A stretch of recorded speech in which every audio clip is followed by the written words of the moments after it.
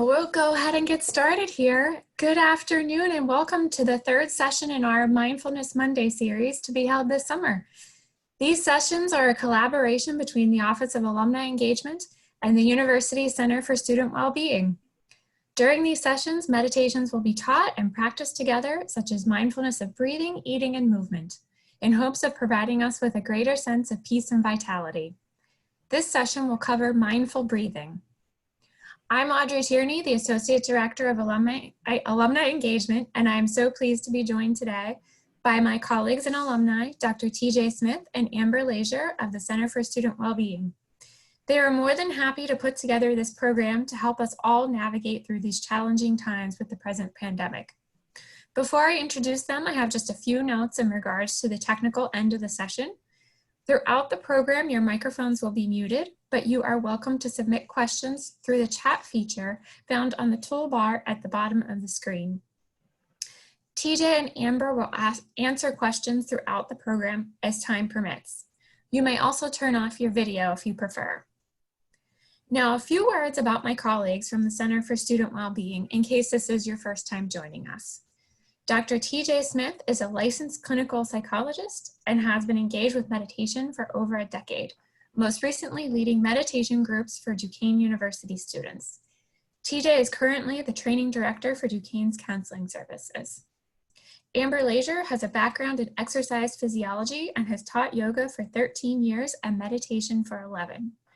Amber currently is the Assistant Director for Recreation Services and has a profound appreciation for the ecumenical approach to the mission of the university. She also just graduated from Duquesne in May with her master's degree. Now I will turn our session over to Amber and TJ. All right. Hello. Welcome. Thanks, Audrey.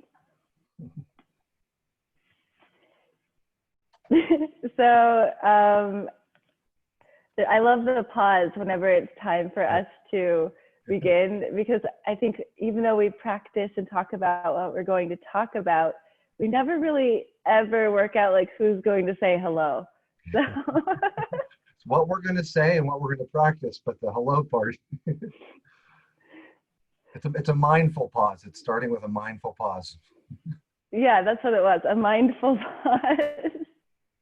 So I'm excited for today because we're going to be talking about breath work and meditation and how when we do our practice, a lot of times we bring it to the breath, and there are a lot of reasons for that. There's physiological reasons as well as meditative reasons, and we're going to explore those today in some scientific detail, and we're also going to be doing some practices as well. Yeah, but last time we met, we had to do a little bit of mindful eating. So we're going to change the pace to go to do some mindful breathing. So it's not as tasty, but it's just as, I think it's just as life-giving. Let's try to see. All right. I wanted to start us off. This is great because this is an alumni group. So in, presenting this, there's shared space. So of course, Duquesne's motto is, it is the spirit that gives life. So I thought I'd start off with that quote just to sort of sit with for a few moments and really think about that as a foundation or ground from which to engage with the breath work. The English word spirit comes from the Latin word spiritus, meaning breath. So we're not looking at this literally, breath equals spirit. We're looking at this more figuratively or expressively. I know when we talk about the heart, my heart goes out to this person, you're feeling for them. It's not literally your heart is an organ. It's the heart that you feel from. So I think it's the same when we talk about breath. It's not literally the breath is a spirit, but it is in a way talking about the spirit, the breath, the life that we feel. And I think really breath work is connected to that. It brings us a sense of vitality like a spirit can, and it brings us a sense of peace and relaxation as well. And I think we'll be looking throughout the day in different ways to use the breath, sometimes very practically different breath and breathing techniques or meditations that you can do to feel relaxed or to feel energized. And then other ones that you can do just to sort of enter almost a space of open monitoring, just to let things be and to accept things a little bit more. So it's the spirit that gives life. Go Dukes. So, no matter what type of meditation practice you're doing, whether you got onto YouTube and just downloaded something or even Spotify, you always hear the instructor directing you to your breath. How does the breath feel? Inhale, exhale. Everything is said, punctuated with inhale, exhale. And there's a lot to that. The first and foremost is that, we're always breathing, hopefully. I mean, as long as we're alive, we're breathing. Don't hold your breath. As long as we're alive, we're breathing. So we always have that, no matter where we are. We may not have our zafu mat. We may not have an aesthetically pleasing space that we can sit in silence and reflect, but we always have our breath no matter where we go.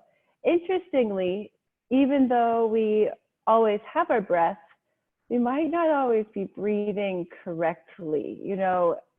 So often throughout our days, we start to breathe in this very, very shallow way instead of breathing fully.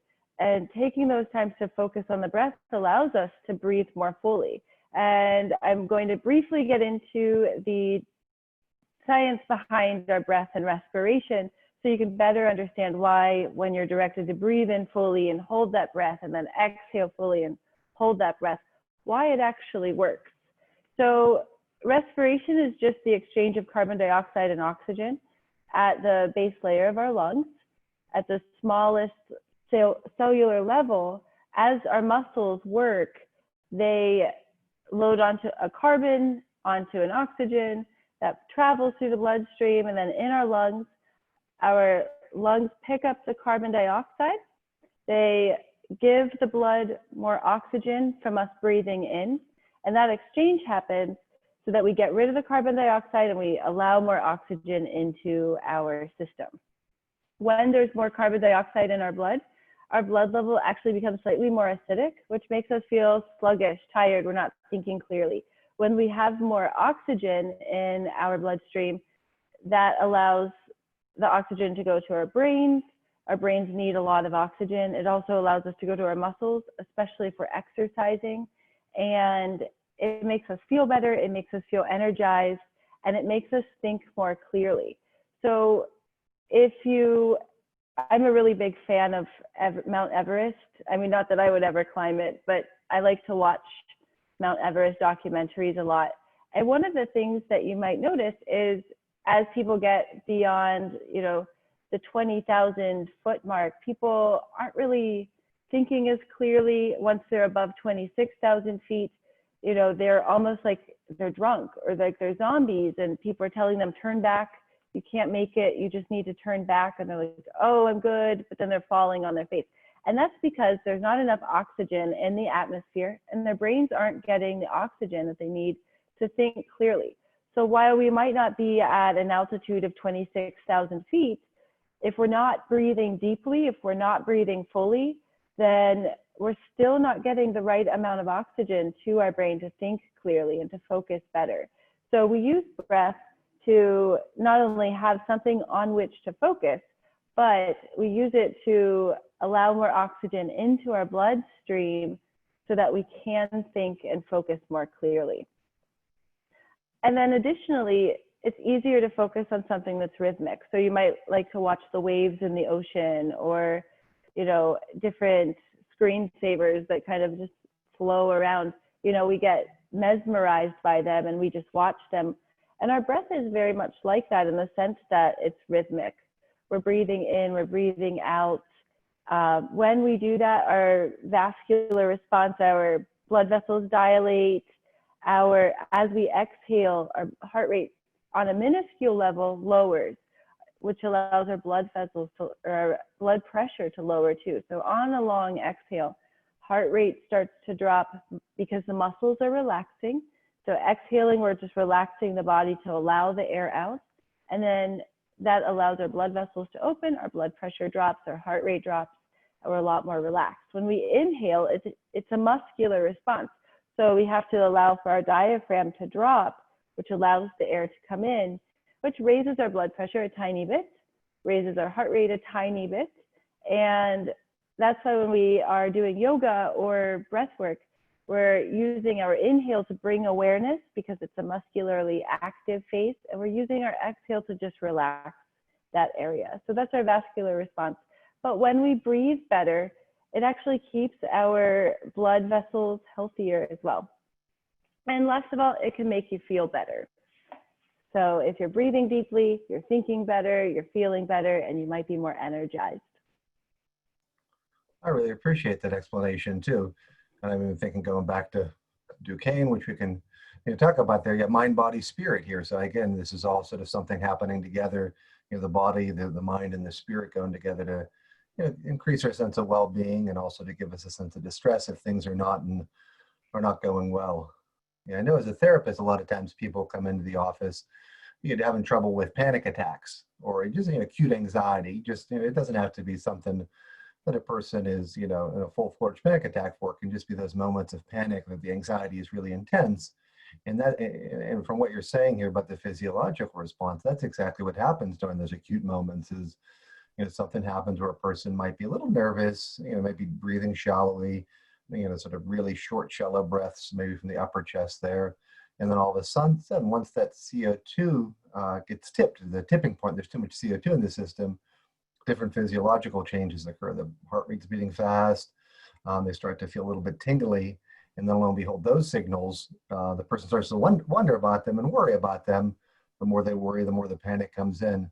So that's just a wonderful way to deal with panic, is just that, is just the focus on a breath. You might see someone in the movies, blowing into a paper bag or something to sort of get the carbon dioxide, oxygen balance better. But it's even just sort of finding a way to focus and balance and ground oneself in the breath. And for me, it's that rhythmic flow that's amazing. It's almost like a letting go or a surrendering to that in and out that happens with the breath. And I think that does wonders for, panic or, acute anxiety in the moment. All right, I'm looking here. All right. So there are a lot of different types of breathing that we can do. Obviously, right now, as we're listening and paying attention, we are breathing normally. This is our normal steady pace if we're not exercising or we're not sleeping. But we can use different types of breath to build energy. And a lot of those times it's movement-based or square breathing, which we'll be practicing. And square breathing is basically we inhale 4 counts, hold it 4 counts, exhale 4 counts, hold it 4 counts. And when we hold a full breath, when we inhale fully, hold that breath, we allow more time. So you saw that little diagram in the previous slide. We allow more time for the oxygen to be picked up by the bloodstream so that we're absorbing more oxygen per breath. That's why we hold the inhale. And then the exhale is getting rid of our carbon dioxide. And so often if we're not exhaling fully, we still have residual air left in our lungs.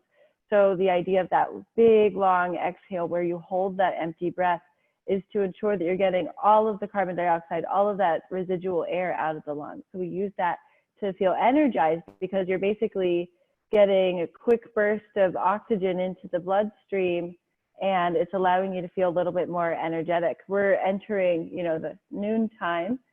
So a lot of times people feel that slump in the midday where maybe you're a little bit more tired than you normally should be, or that you feel that you should be. You got enough sleep, you ate breakfast, you ate lunch, and you just feel you're melting in your chair. You can use energetic breathing to just give you a little pick-me-up.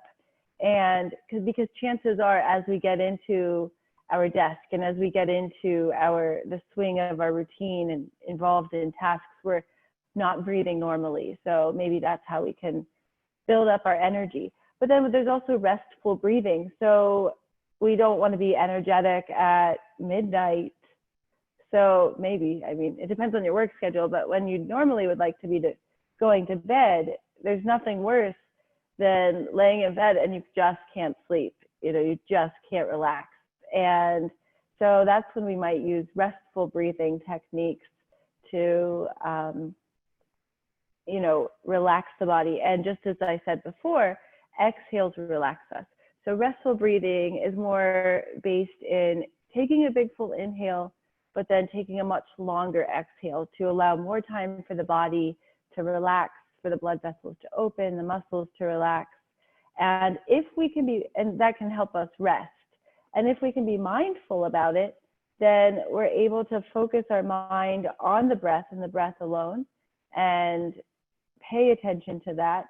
And it brings us a greater sense of calm because we're practicing mindfulness. It's a form of meditation when you're focusing just on the breath, and that allows you to be present with the breath. We're not thinking about the past. We're not thinking about the future. We're fully present, focusing on the breath, maybe using those exercises with the counted breaths. But as long as we're paying attention to it, it gives us this quick sense of presence that we might not have otherwise had throughout our day.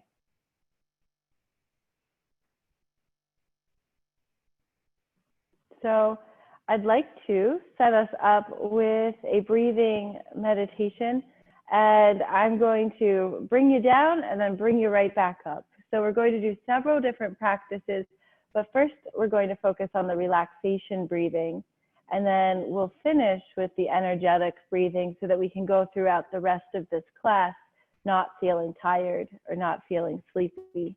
And then TJ will finish us up with a better, more mindful meditation to focus on the mindfulness aspect and send you off feeling completely serene. So let's have a seat in our chairs. However you're seated, you can get on your floor if you'd like. You can sit on a mat. You can sit on the couch, whatever feels the most comfortable to you. But I want you to shift your weight back and forth, left side, right side. Your shoulders and your hips are in alignment, and then you're tucking your chin in slightly so that your ears are over your shoulders. Bringing the tongue to the roof of the mouth, feet are flat on the floor. Relax the shoulders away from the ears, and just close your eyes and rest in that balanced state that you've found in sitting. If at any time your arm gets itchy, you can scratch it. If you need to shift in your chair, you can absolutely shift in your chair. It's not a contest of stillness. Rather, we're just finding a place where we can rest comfortably and balanced as long as we can. So with our eyes closed, I want you to take a moment to just set the intention to be present right here with your breath, focused. Past events and future events will still be outside the door waiting for you to consider after this, but just take a moment and place them outside the door. Take note of the feelings that you have right now, the temperature of the room, the atmosphere, your hands, your feet. We're going to take some relaxing breaths. So we're going to inhale for 1, 2, 3, 4, and we're going to hold it for a moment. Then we'll exhale 7, 6, 5, 4, 3, 2, 1. Nice big breath in, 4, 3, 2, 1. Hold it for a moment. Then exhale fully, 7, 6, 5, 4, 3, 2, 1. Inhale, 1, 2, 3, 4. Hold it for a moment. Then exhale, 7, 6, 5, 4, 3, 2, 1. One more breath in. 1, 2, 3, 4. Now exhale right away. 8, 7, 6, 5, 4, 3, 2, 1. Continue breathing, allowing your breath in to be full and allowing your exhale to be slow and controlled, but this time according to the timeline that you set for yourself. So we're taking an inhale and then a long, full exhale. Picture a leaf falling to the ground as you exhale, and as you exhale, you're just allowing the breath to go out the same way that the leaf is falling to the ground. Continue to relax the shoulders and keep the facial muscles relaxed as you breathe it in and exhale it all out, slowly and fully.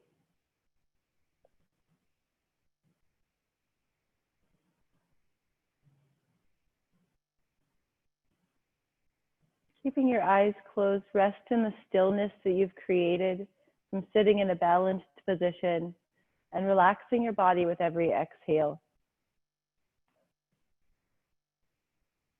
Take note of how heavy your body might feel against the chair, against the floor. Allow your shoulders to be heavy as with your hands.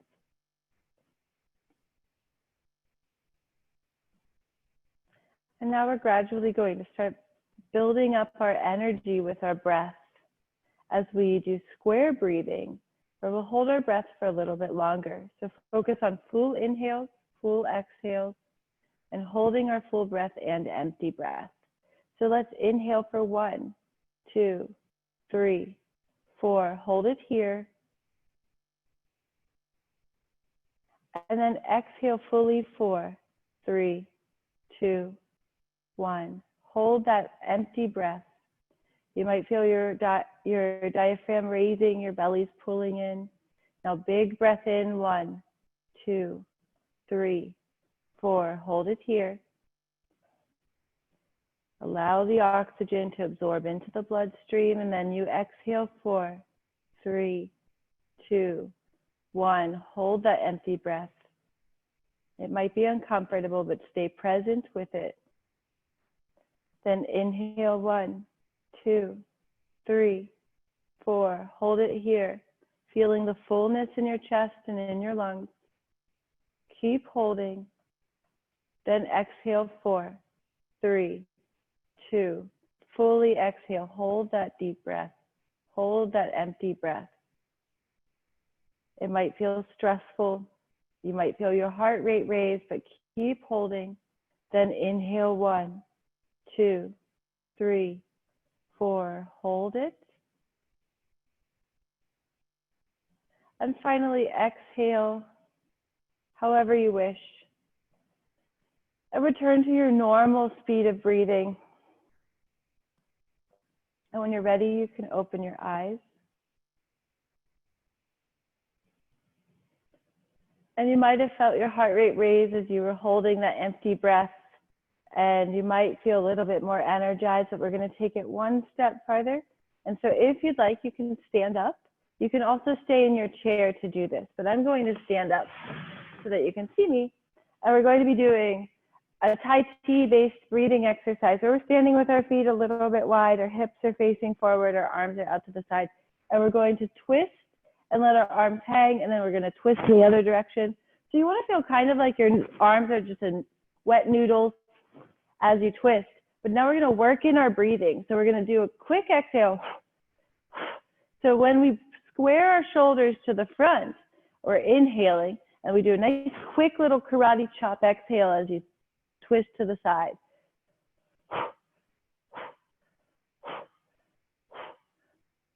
So it's a forceful exhale, and it's a quick inhale.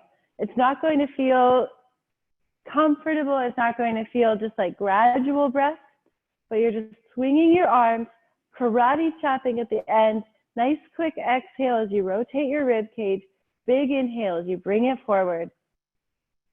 And then bring your hands to a rest at your sides. And then you can return to the chair. But hopefully that felt a little bit more energizing. And you might feel a little silly at first at work doing that if you're in the middle of the day. But practice it at home where nobody can see you. Or go into the bathroom and close the stall and do your breathing. But it's a great way to just increase the blood flow to your upper extremities, increase your rate of breath, increase the oxygen absorption, and leave you feeling a lot more energized. That was wonderful too. I'm just thinking about noticing the contrast, feeling, with a restful breathing in a state of peace, a sort of like a comfortable heaviness. And then I could definitely tell the contrast then when we started to do the square breathing, I started to get more energized and it really come in through the top, with the movement and breathing too. So that's a wonderful way to, experience how that can sort of lower, one's energy at a pace of peace and then elevate it as well to get feel more energized now. Thank you, TJ. Better than a cup of coffee. Oh, yeah. Nice. Yeah, and I think it's a nice example too of like a breathing meditation that I think a lot of times when we think about meditation, we think of, achieving a state of enlightenment, this sort of ultimate peace, but then breathing and different techniques can be used to have different facets of well-being. It can be used for relaxation or peace, but it can also be something that can give us a sense of vitality and aliveness too. Well, going into more of a mindfulness space as well. This is a meditation group for challenging times, and this might be more of a challenging times place to speak to that, and looking at how the way mindfulness and meditation might be able to help with the different challenges that are facing us all. The scattered mind. This is the place that we begin. The mind is often scattered. It's usually called the monkey mind because the mind is jumping around everywhere. That's just a given. So when we say that, if you think about yourself as someone who's typically scattered, that's just the way things are for most of us. The mind is, in a way, going around to, all different directions. A lot of this scatteredness comes because we're trained through growing up and just living to sort of be in a mind space or a head space, right? Right here in the more of a left brain prefrontal lobe space where we're thinking. So even when we're not thinking explicitly, let's say you're at work, you might be thinking about something. A lot of the time in the background we're thinking.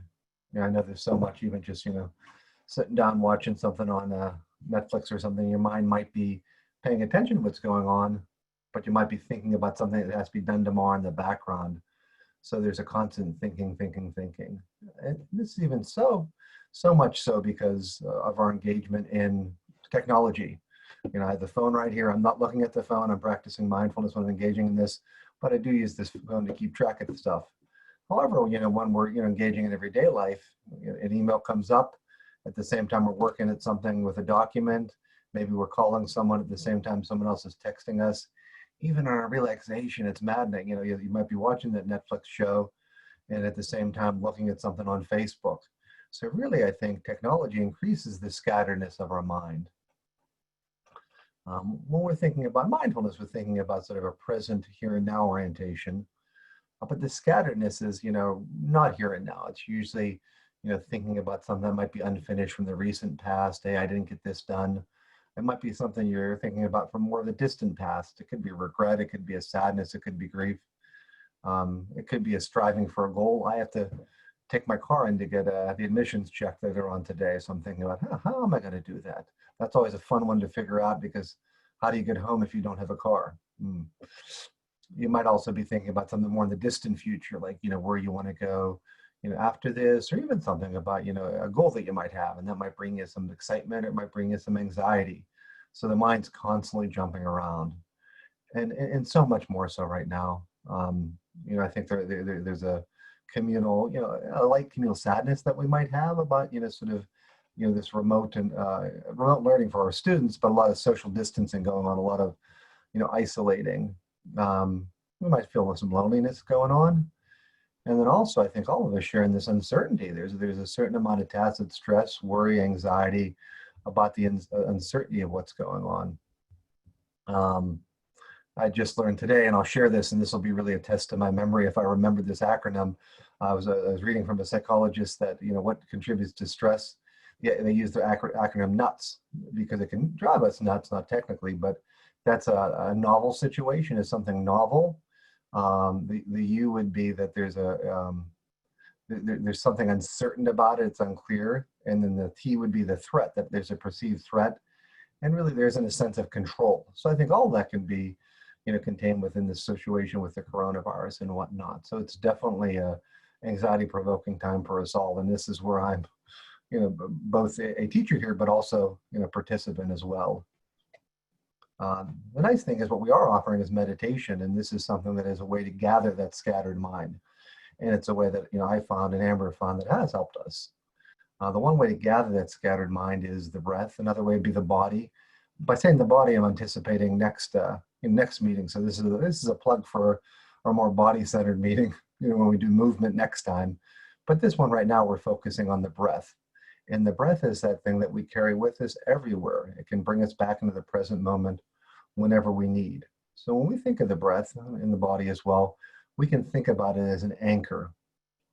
So when the mind's scattered, past, present, future, this task, that task, self, others, this social media, this computer, by just bringing that focus back on the breath, it serves to anchor that, and it sort of gathers up all that scatteredness and it focuses our attention on the here and now.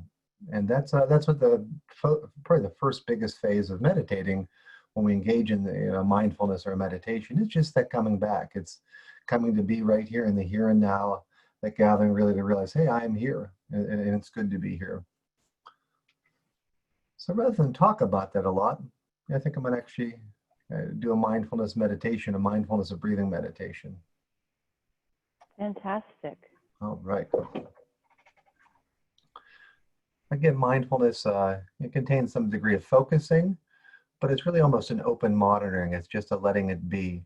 And in this case, we're going to use the breath as that anchor to let whatever be. It's almost coming at it at an accepting stance that we talked about before. So it's whatever enters our mind, just enters our mind, and we notice it, and then we bring the focus back to the breath in a non-judgmental way. All right, start by settling into a comfortable position, allowing your eyes to close, or if you keep them open, just have a softened gaze.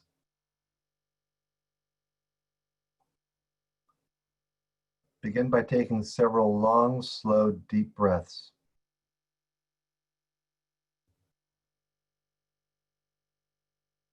Breathing in fully and exhaling fully.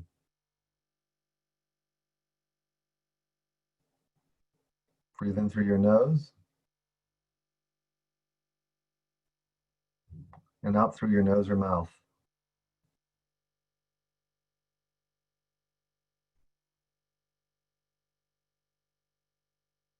Allow your breath to find its own natural rhythm.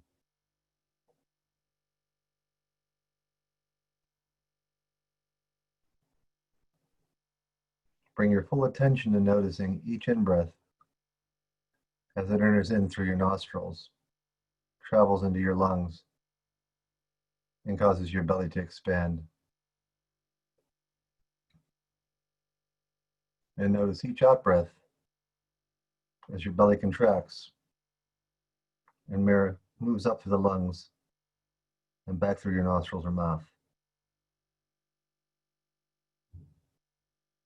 Invite your full attention to flow with your breath.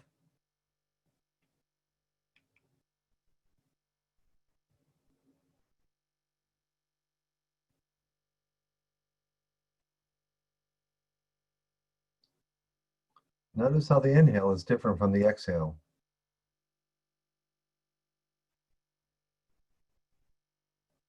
You may experience the air as cool when it enters your nose and warm as you exhale.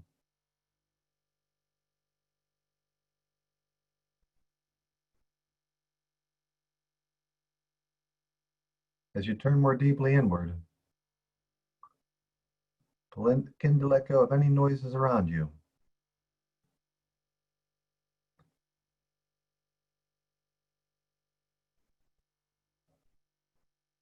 If you're distracted by sounds in the room, simply notice them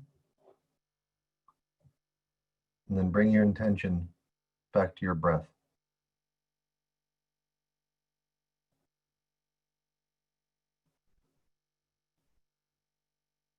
Simply breathe as you breathe, not striving to change anything about your breath.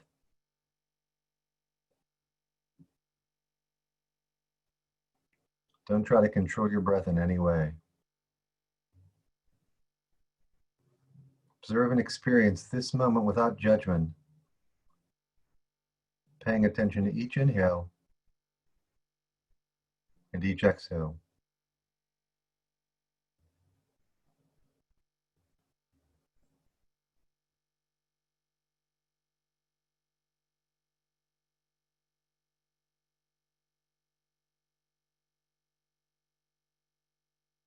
If your mind wanders to thoughts, plans, or problems, simply notice your mind wandering.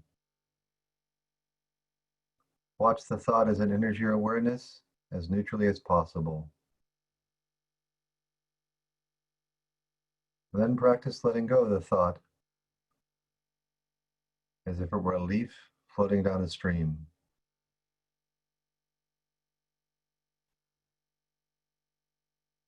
In your mind, place each thought that arises on a leaf and watch it as it floats out of sight down the stream.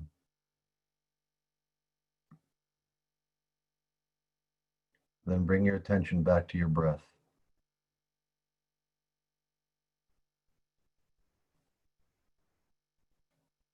Your breath is an anchor you can return to over and over again when you become distracted by thoughts.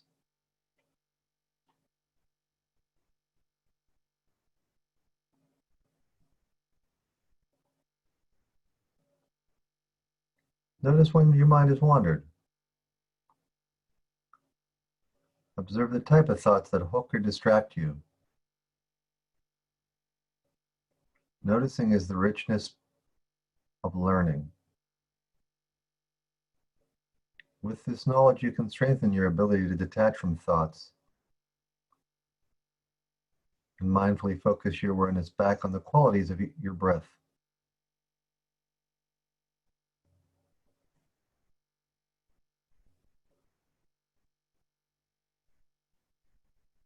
Practice coming home to your breath with your full attention.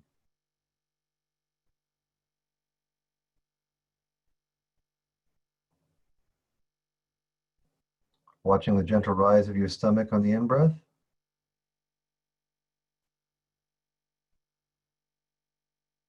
and relaxing and letting go on the out-breath.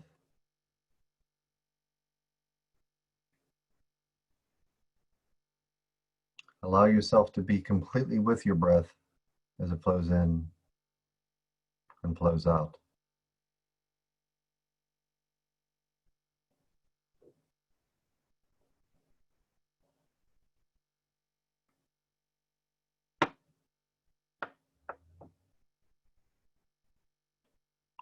You might become distracted by pain or discomfort in the body, or a twitching or inching sensations, or anything that draws your attention away from the breath.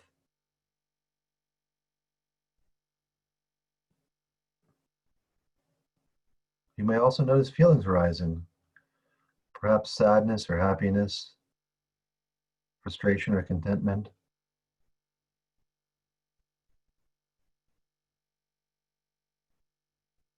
Acknowledge whatever comes up, including thoughts or stories about your experience.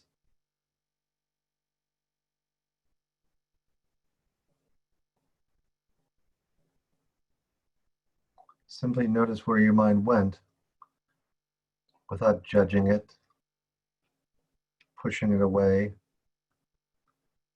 clinging to it, or wishing it were different.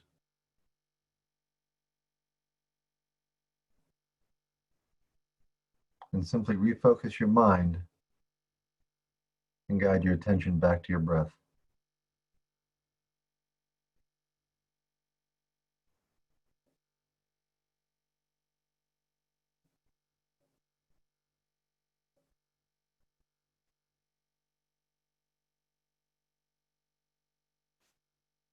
Breathe in and breathe out.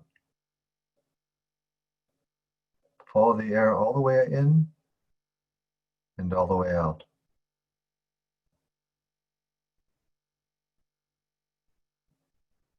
Mindfully be present moment by moment with your breath.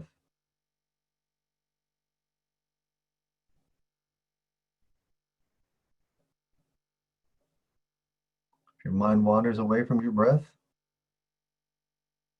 just notice without judging it. Be it a thought, emotion, or sensation that hooks your attention. And just gently guide your awareness back to your breathing.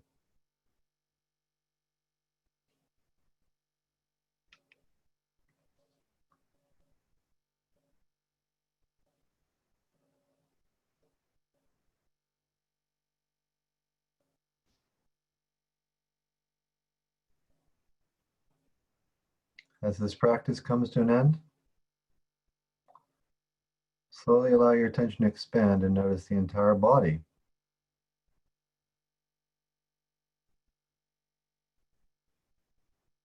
And then beyond the body to the room you're in. Whenever you're ready, just open your eyes up and come back fully alert and awake.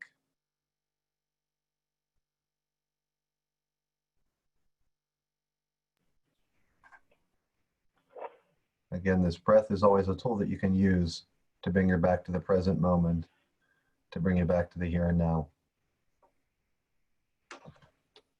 Thank you, TJ. That was really good. I especially like how you tie it into bringing it back and bringing it back. You know, your mind might start to wander because we have a scattered mind. And from an evolutionary standpoint, you know, we constantly have to be on the lookout for danger. I mean, there aren't tigers around us right now, or hopefully, but, you know, we're still hardwired to be, you know, thinking about all of these things simultaneously. And but I like in your meditation as well how you point out, you know, the non-judgment aspect of it. You're just watching your thoughts come and go. You're not associating any sort of emotion or feeling or thought attached to it. You know, you're just watching it come and go. And that really harkens back to our first ever session where we talked about, you know, like the non-judgment aspect of that. So thank you for tying all of those things together in this meditation.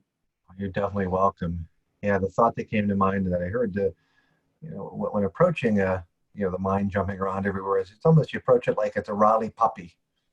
You know, yelling at the puppy, you know, the top of your voice doesn't help the puppy too much, but you know, the puppy has a playful quality to it. So it's almost like you're approaching the mind like a puppy. You're just, you know, gently guiding it back to the breath, you know, with a lot of ease. And again, with not judgment, with almost sort of a compassion or an okayness. Yeah, and that was, you know, a big way to, you know, ground yourself in your daily life. I think the breath is an anchor. It gathers the scattered mind, and I think is the easiest way to sort of ground oneself as we're going about our daily lives. I think it helps us to find a state of presence, and this is something that, you know, we could do with the breath, or this is something we could just do, you know, through our senses, really. I fortunately, I'm looking outside and I have a little bit of green that I can see. So I think that for a lot of us, that, you know, nature, you know, taking a walk when there's some, you know, some nature around us brings us a sense of something greater, brings us a sense of presence, and just being in nature really helps to ground us, and literally ground us. I like that the person there isn't wearing any socks or shoes too. I know there's a movement out there just to be able to walk out, you know, in your bare feet on the earth too. So I think that's something important. The literal grounding, you know, as we go outside and walk, you know, on a beautiful summer day, that can provide us a sense of, you know, grounding, just as the breath does. I like the totems and symbols because it really helps me to remember, because how do you know what you don't know? You know, and we can't be thinking of being present at all times, because there are times where we need to remember our social security number or know that we have a bill that's due next week, you know. So if we're constantly in this present state, you know, it makes it difficult to plan for the future. And I think, you know, a lot of people who begin the meditation journey and begin that journey of presence, there's this slight confusion as to like, well, what about, you know, my electric bill, or, you know, like all of those things. And it's, so we can't constantly be in a state of presence, but we can have some symbols or totems, whether that's like a bracelet or a ring or, you know, something to remind you. Maybe it's a picture on your wall above your desk to remind you to take a moment and breathe, or to be present in your space, you know, so we can use those things as well. Totally, yeah.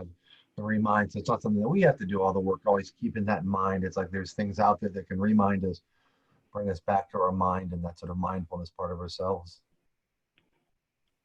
Or you can buy, I think in one of my yoga or meditation magazine subscriptions that I used to have, there was a really expensive clock that would remind you to meditate by making a really peaceful sounding chime, and then it would like tell you when your meditation time was over. But I mean, I think it was like $200 for like a glorified alarm clock that our phone can probably do. So that might have been, you know, before cell phones were so popular. I just remember seeing it and being like, what? I think I remember that too. It was really pretty. Yeah, the cell phones have made, meditation alarms and all of that a much different entity. Yeah, absolutely. Well, we always begin with a quote and then, end with a poem.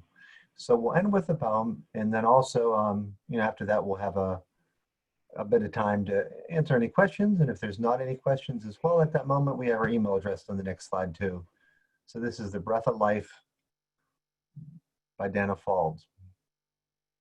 I breathe in all that is. Awareness expanding to take everything in. As if my heart beats the world into being. From the unnamed vastness beneath the mind, I breathe my way into wholeness and healing. Inhalation, exhalation, each breath a yes. A letting go, a journey, and a coming home.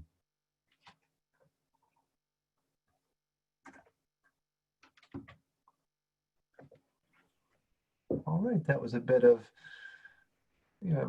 our perspective on mindfulness and breathing, different breathing exercises too. And I wanted just to pause to see if, were there any questions or comments or anyone wanted to use, feel free to use the chat function.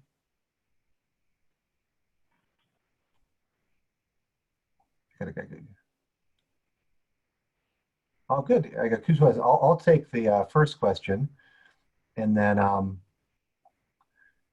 will want to take the second question there. Yeah, the five senses. Yes, this would be the senses, exteroception. So these would be the senses, the five senses: taste, smell, hearing, sight, and then also. Amber jinxed me. Last session, Amber said that she was going to try to mention the five senses, and then she forgot one of them. So yes, it's the usual five senses that we talk about. And I think a good exercise, the reason we use the five senses is a real, basic mindfulness thing, that it would be just, when you're out and about, and if you're feeling yourself anxious, just pause and you think to yourself, what am I smelling? Right now I'm smelling kind of a musty smell in my office. What am I seeing? I'm seeing some sunshine outside. What am I hearing? A bit of background noise. What am I tasting? Residual coffee, which is a good thing. And then the feel. How does it feel? How does it feel in the room? It's a little bit. It's actually a little bit humid in here right now. But if you do that on somewhere like the beach, that can really take you back to the moment. Thank you, olfactory. I appreciate that, Jeff. I really appreciate that. Oh, the pressure is on, and the mind went out the window. That happened to me last time. Don't feel bad. I was in the middle of teaching, and I was like, "Your five senses," and I was like, I got to 4 and I'm like, oh no, I can't even think. And then I wasn't being mindful. I didn't focus on my breath. And I was like, the other one, and like kept going with it. So I feel you. So the next question is about, what is the difference between totems and symbols? Thank you, Charmaine.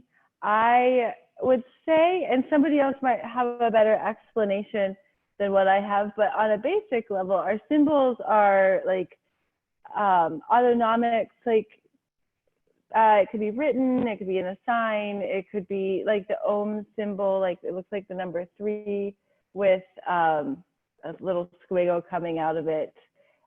So that would be considered a symbol, but a totem might be something that you can hold, something that you can carry, something that might sit on your desk as a reminder. And in some spiritual practices, totems have a lot of symbolism. So a totem is an item or an object, and then they symbolize something. So the symbol is the meaning beneath it. But the totem might be something that you can hold, like a talisman, or, I have a jade piece. I don't know where it went, but I'm wearing it somewhere around my neck. So I have a jade piece, which is actually a totem. So that's my understanding of it, but there might be a little bit more to it. And so I'm going to ask, this is an interesting topic, so I'm going to look into it and I will get back to you with more. And now another question came in. Oh, breathing while wearing masks. That is so good. Can I tackle this one, TJ? You can, yeah. Okay.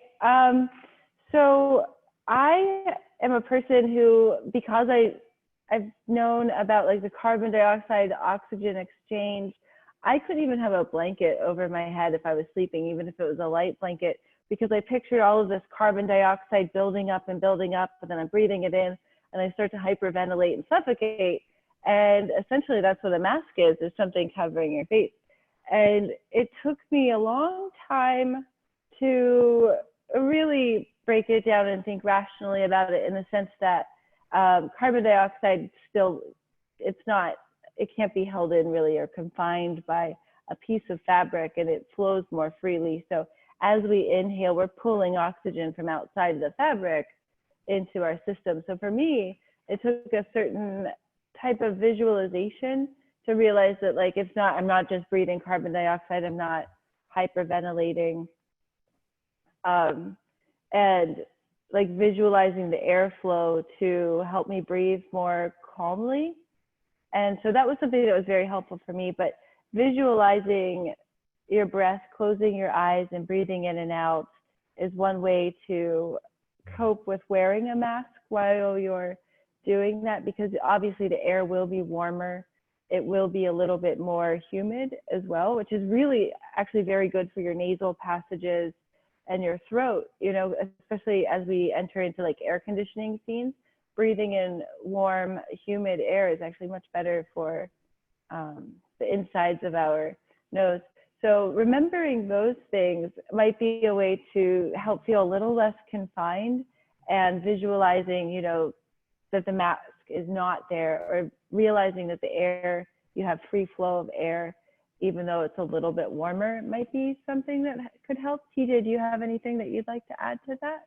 Yeah, I know that. I actually have exercise-induced asthma too, so I'm always, very hesitant when I have something over my face, and even having that experience going on in the 90-degree heat. I think it takes a bit of getting used to, and I know that, that when I mentioned the paper bag thing, that part of breathing into the paper bag is you're getting too much oxygen, then kicks off the CO2 development, and so taking in a bit of carbon dioxide actually helps to slow things down. So that's when someone's told to breathe in the paper bag. That's why that helps with the panic response a bit. So I think in a way it actually can help to settle things down when you're doing it in a way too. So I think it's basically the getting used to it, like you were saying, and keeping in mind that there is some oxygen coming in there, and getting acclimated to the whole different experience. I know I feel that way when I go snorkeling too. It takes a bit of getting used to the snorkeling effect as well. Oh, that's genius about the bag, TJ. I didn't realize. I thought it was just so you could visualize it opening and closing, not that the added carbon dioxide actually helps you to calm yourself. That's very interesting. Yeah. And that's one of the things that, if it actually does work with the paper bag. Yeah. All right, we got another question. Oh, well, that's a great question. Yes. So the question is, sorry, do you recommend mindful meditation at specific times of the day? If so, what are the best? Or when are you feeling pressured, frazzled, or both? My vote is both. I would concur with both. I know it really is such an individualized timing. Some people love it first thing when they get up. It sets a certain tone for the day. Others love it before they go to bed. It helps to clear the mind. I know myself, I try to do it in the morning and, a little bit in the afternoon before I come home. But, it also helps just to fit it in anywhere you can. If it's 10, 20 minutes for lunch, that's fine. If it's 5 minutes, a couple times a day. I think just practicing mindfulness is where it's at. And I think, just like I said, the exercise bike behind us there too, for Amber, I think it's kind of like that too when we're exercising, it's so that at that time when we do have to make a quick run or, walk up the steps, those muscles are there for us. I think it's the same thing. It's when practicing meditation during an even time, then you're able to really practice it easier when you're feeling pressured or frazzled. I know even, before presenting here today, I did a quick, 5-minute meditation just to get centered, before the meeting. I agree with you, TJ. I went on this bourbon tour, and my tour guide said the best way to have your bourbon is how you like it. I love it. You know, and you hear all these people say like, oh, it's better to have this bourbon like this and better to have this one like this. And meditation and exercise are exactly the same way. The best way to practice is how you like to practice. Because if you like it and you can work it into your day at this time or this space, then you're more likely to do it more often. And so, but then as far as like, if you're feeling pressured, frazzled, if you can remember to take 30 seconds before going into the space, especially if you're planning ahead, to like focus on some breath work there too, it's definitely helpful. And bourbon then takes us back to the beginning where we started with spirits. So yes, full circle. Full circle.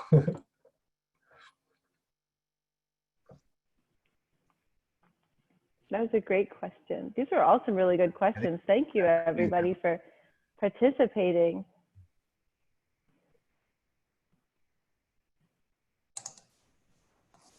Yes, thanks everybody for all of your questions. Doesn't look like we have any more coming in, but Amber and TJ, thank you so much for the wonderful session. Oh, and Chet just said, love that you touched on two of my favorite topics, Everest and bourbon. So, awesome. Very awesome.